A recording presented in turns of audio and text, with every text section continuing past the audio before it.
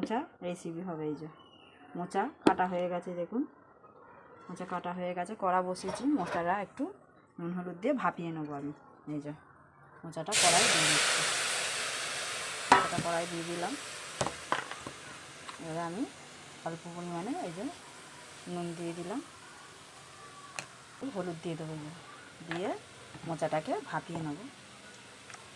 বন্ধুরা এই দেখুন মোচা তো ভালোভাবে সিদ্ধ হয়ে গেছে। মোচাটা এবারে আমি জল ঝেড়ে নেবো। এই যে এই দেখুন কড়া গরম হয়ে গেছে, কড়াই এবারে আমি তেল দিয়ে দেবো। এই যে কড়াই তেল দিয়ে দিলাম, দেখুন আমি তেলে এবারে এই যে জিরে আর শুকনো লঙ্কা দিয়ে দিলাম, তেজপাতা দিয়ে দিলাম।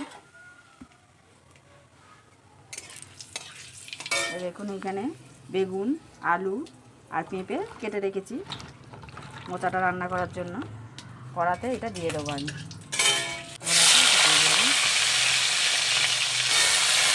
এই দেখুন এই যে সবজি তো ভালো করে ভাজা হয়ে গেল।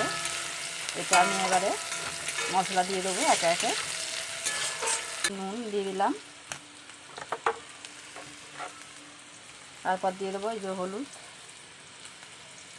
এই যে লঙ্কা গুঁড়ো দিলাম, আদা জিরে বেটে রেখেছিলাম দিয়ে দিলাম।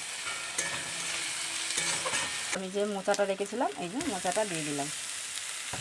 মশলা কষা হয়ে গেছে, এবারে আমি জল দিয়ে দিচ্ছি।